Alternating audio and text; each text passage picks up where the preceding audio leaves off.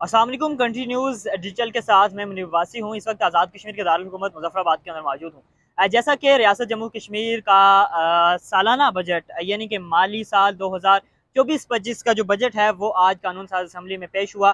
Budget وزیر خزانہ عبد الماجد خان نے پیش کیا۔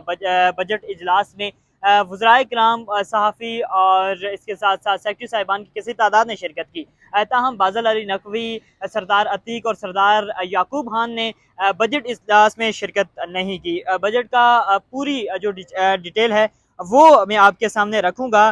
یعنی کہ مالی سال 2024-25 کے لیے مجموعی آمدن کا تخمینہ 2 خرب 1 ارب 17 کروڑ روپے، اخراجات کا تخمینہ 2 خرب 20 ارب 3 کروڑ 30 لاکھ، جبکہ ترقیاتی اخراجات کا تخمینہ 43 ارب لگایا گیا ہے۔ وصولیوں کی تفصیلات کچھ اس طرح سے ہے۔ محکمہ ان لینڈ ریونیو سے 75 ارب روپے، land record and settlement 17 crore, stamp 45 crore 5 lakh, educate transport authority 5 crore, armed service board 4 crore, law and order 14 crore 50 lakh, police 24 crore, jail خانہ جات 10 lakh, communication and works 48 crore, تعلیم 28 کروڑ، صحت 17 کروڑ 3 لاکھ، خوراک 40 کروڑ، زراعت 1 کروڑ 10 لاکھ، جنگلی حیات fisheries 8 crore, livestock and dairy development 4 crore, جنگلات 45 کروڑ، بجلی 15 ارب، printing press 10 crore, industry 4 crore 50 lakh, labour